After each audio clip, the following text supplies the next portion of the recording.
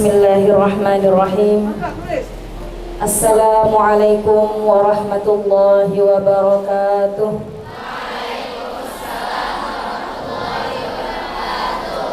Alhamdulillahirabbil alamin wassalatu wassalamu ala asyrafil anbiya'i wal mursalin wa ala alihi wa sahbihi ajma'in, amma ba'du. Rabbi shrah li sadri wa yassir li amri wahlul 'uqdatam min lisani yafqahu qawli. Yang sama-sama kita hormati Ustadzah Hajah Hamidah Nur, Ustadzah Salwa Fakhriyani, seluruh jamaah tarawih santriwati Pondok Pesantren At-Taqwa Putri yang insya Allah masih semangat di malam yang keberapa ini? Yang malam yang kelima ya.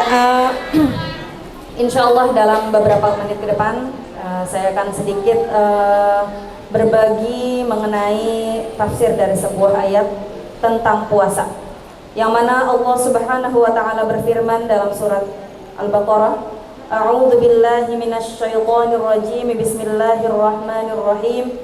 Ya ayyuhalladzina amanu kutiba 'alaikumus shiyam kama kutiba 'alal ladzina min qablikum la'allakum tattaqun. Ya, artinya udah tahu semua kan? Ya, bahwasanya di dalam ayat ini kita tahu adalah perintah untuk melaksanakan ibadah puasa. Namun di sini saya ingin membahas ayat ini dari sisi linguistiknya, ya, sesuai dengan background saya barangkali ya, biar lebih pas aja gitu ya. Kurang lebihnya akan ada 4 poin yang akan saya sampaikan di sini. Pertama, Allah Subhanahu wa Ta'ala di sini menggunakan kata panggilan yaitu ya ayyuhalladzina amanu, yang artinya wahai orang-orang yang beriman. Secara langsung Allah menyebutnya orang-orang yang beriman. Coba, rukun atau syarat orang berpuasa itu iman apa Islam? Iman apa Islam? Syarat orang wajib puasa Islam apa iman? Islam. Ya, orang beriman doang, percaya kepada Allah tapi nggak syahadat, bisa nggak itu wajib puasa? Enggak. Berarti syarat untuk melakukan puasa adalah sebetulnya orang Islam. Tapi kenapa di dalam ayat ini Allah menggunakan lafaz apa? Ya ayyuhalladzina amanu, wahai orang-orang yang beriman. Ini sebetulnya isyarat kepada bahwa orang-orang yang bisa melaksanakan ibadah puasa dengan khusyuk, dengan ikhlas lillahi ta'ala adalah hanya orang yang beriman.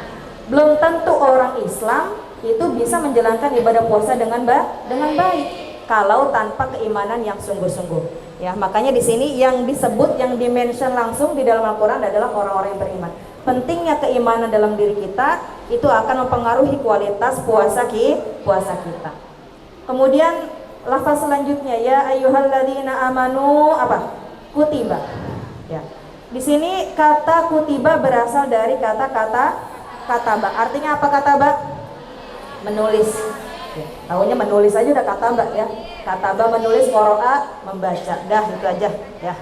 Padahal makna kataba sebetulnya lebih luas daripada itu ya.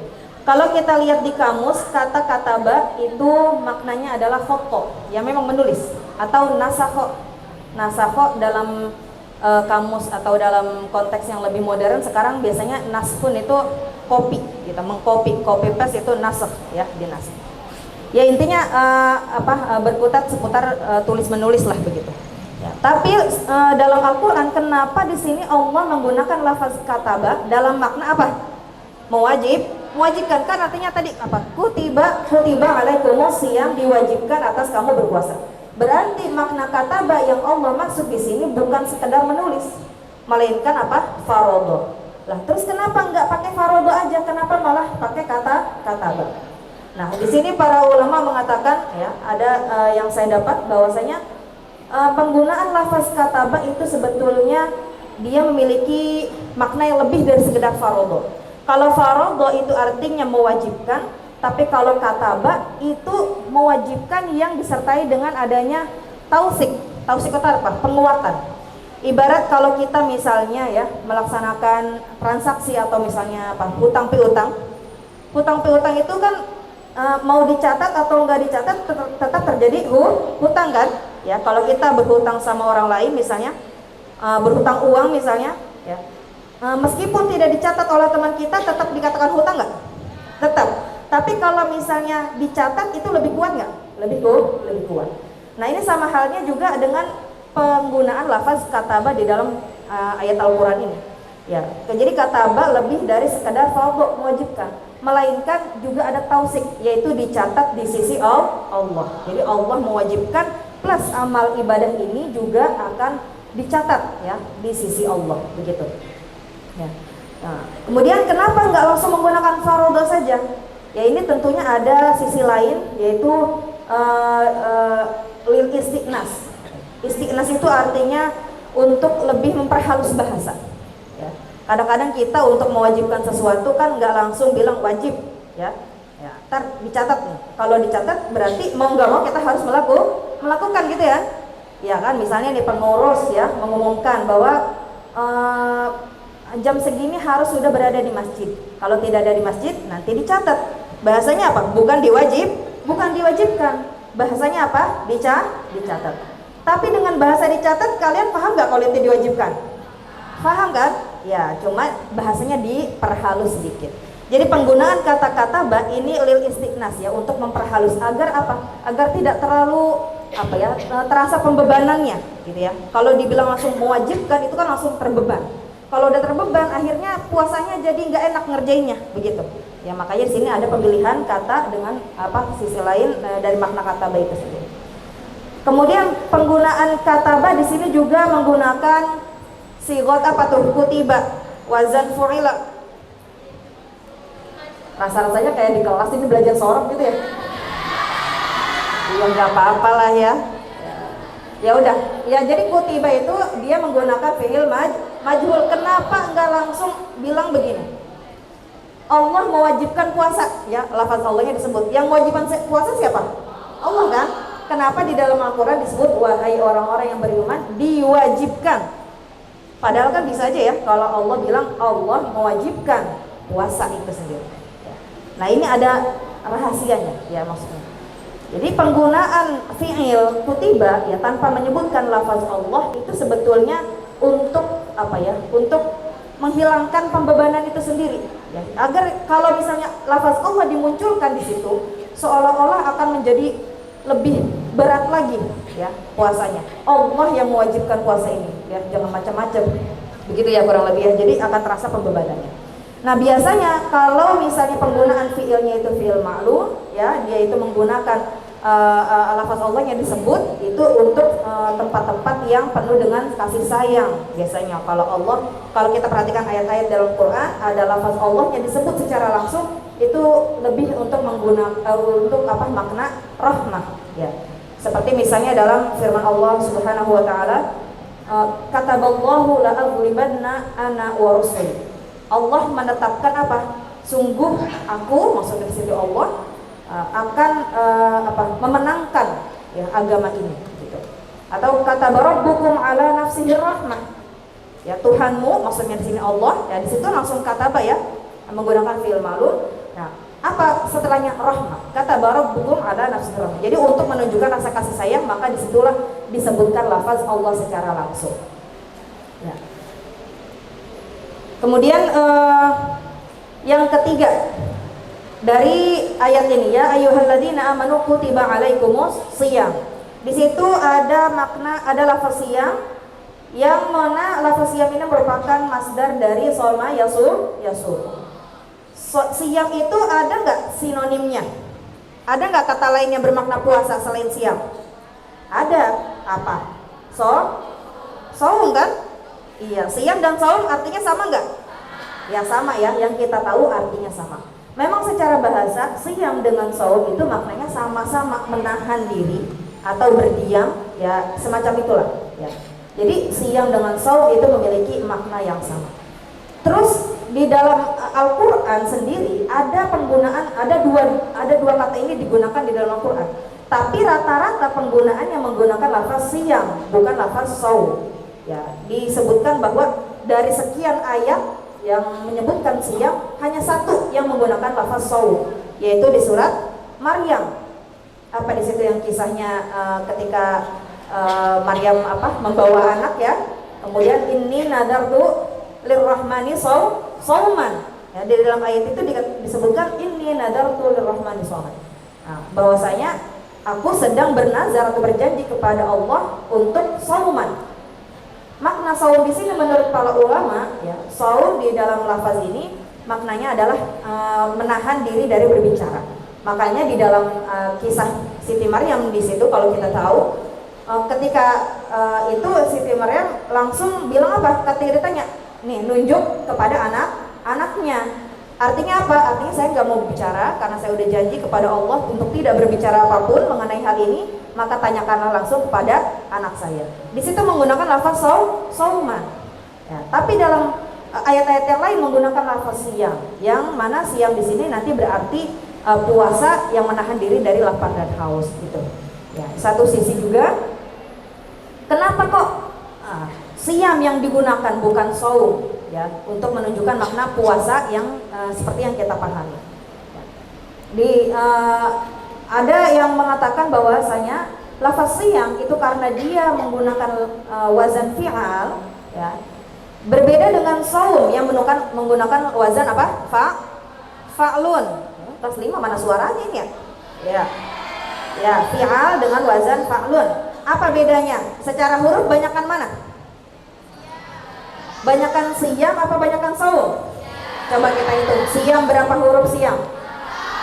Shod, ya, alif dan mim. Kalau saum berapa huruf? 3 huruf. Ya. Siyam dengan saum beda 1 huruf saja. Tapi ulama bilang apa? Ziyadatul mabna itu berpengaruh kepada ziyadatul makna. Kalau suatu kata ada 2 kata berbeda secara lafaznya dari segi jumlah, maka itu juga akan mempengaruhi perbedaan makna. Qata'a dengan qata'a apa bedanya?